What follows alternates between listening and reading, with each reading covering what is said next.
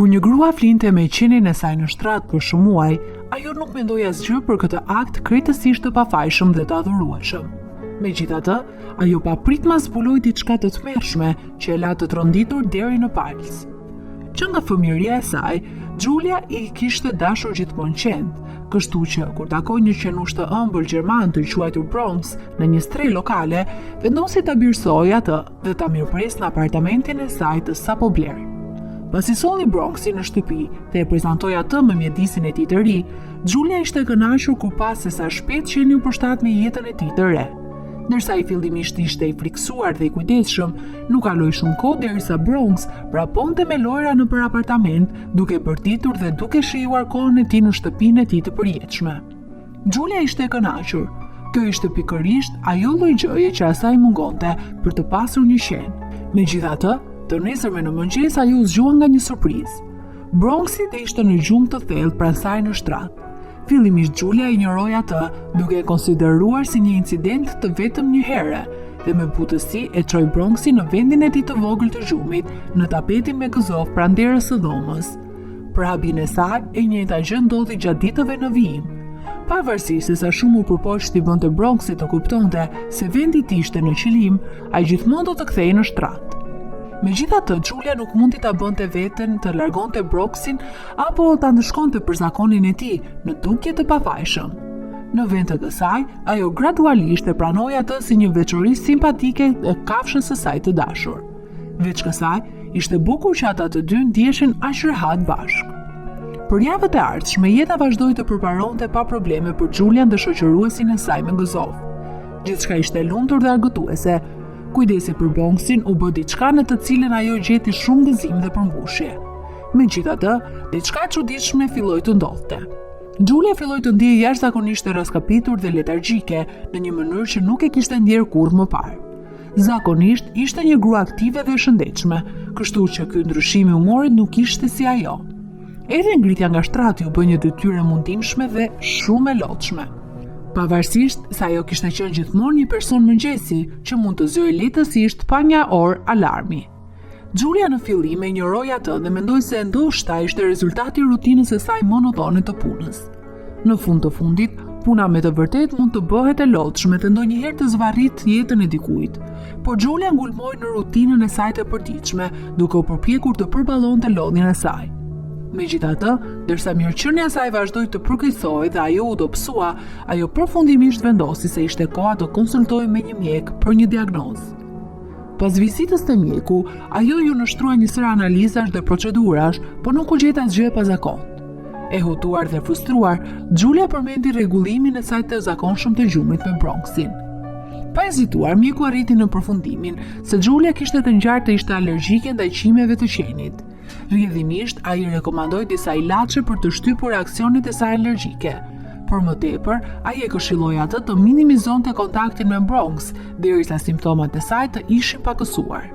Ky zbulim e hutoi Giulian pasi ajo kishte qenë mirë me qen për kohën më të gjatë. Mjeku shpjegoi me durim se alergji të tilla mund të zhvillohen në çdo kohë të jetës dhe nuk ishte një tronditje masive.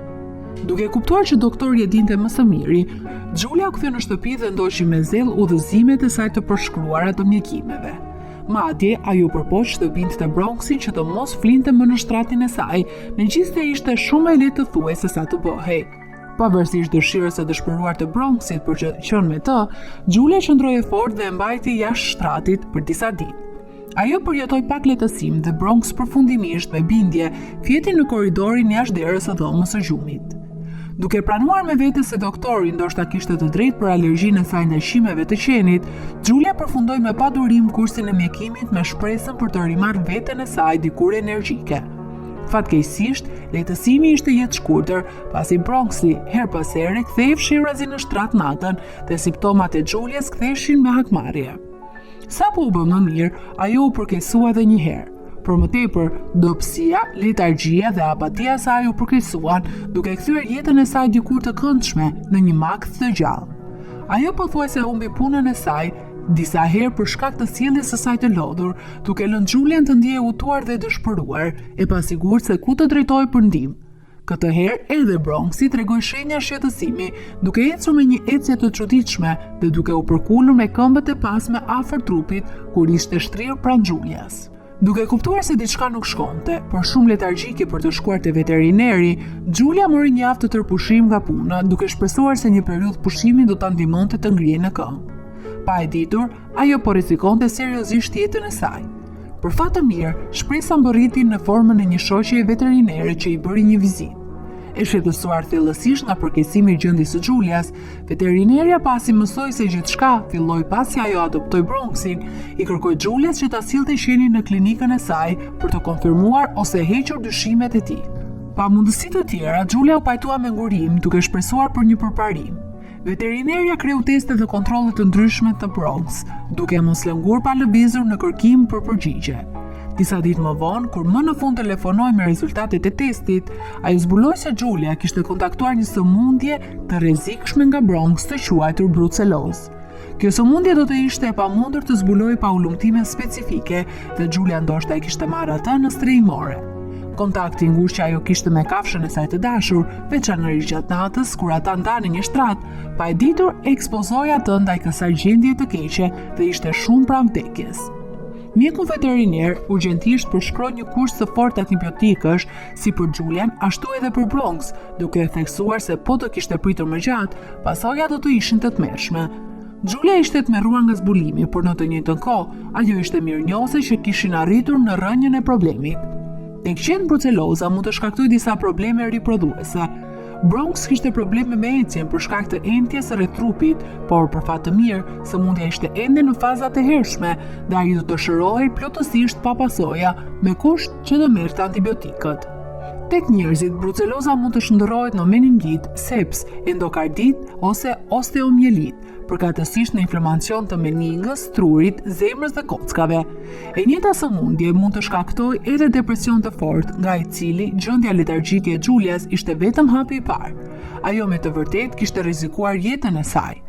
Duke ndjekur udhëzimet e mjekut veteriner, Julia filloi menjëherë të merrte mjekim. Ajo gjithashtu sigurua që Bronx të merrte gjithashtu ilaçet e tij. Me kalimin e kohës, antibiotikët e fuqishëm i sollën lehtësim të konsiderueshëm, duke bërë atë të ndjejë më pak e lodhur. Testet e mëvonshme disa javë më vonë konfirmuan se sëmundja ishte larguar plotësisht nga sistemi i saj. Ditën që e mësoi këtë, Julia më në fund mori një pëshërëtim lehtësimi dhe përqafoi fort Bronxin, i cili pa dashje pothuajse i kishte kushtuar jetën. Ajo nuk ishte zemëruar, ajo thjesht u lehtësua.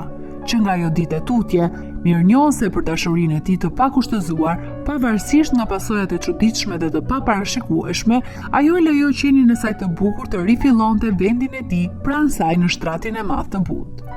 Nga ajo përvojë, Julia mësoi rëndësinë e marrjes së masave paraprake të nevojshme kur zotëron një kafshë shtëpiake, dhe nëse kjo nuk kupton përballjen me sfida të paparashikuara dhe ndryshime të papritura. Ndërsa rifitoi forcën e saj dhe u shërua nga sprova, lidhja e saj me Bronxin vetëm sa u forcua. Ata u bën shtyllat e mbështetjes së njëri tjetrit, duke ruajtur përgjithmonë mësimet e paçmuara që kishin nxjerrë gjatë gjithë udhëtimit të tyre të tmerrshëm dhe befasues së bashku. Çfarë menduat për këtë histori? A do të bersonit qenë dhe do të ruanit? A keni dëgjuar ndonjëherë për një gjendje kaq të rrallë dhe të pazakontë si ajo që kontaktoi Julia? A do të kishit hequr qafe qenin tuaj, nëse do të kishit dyshuar se ai ishte shkaku i vuajtjes suaj?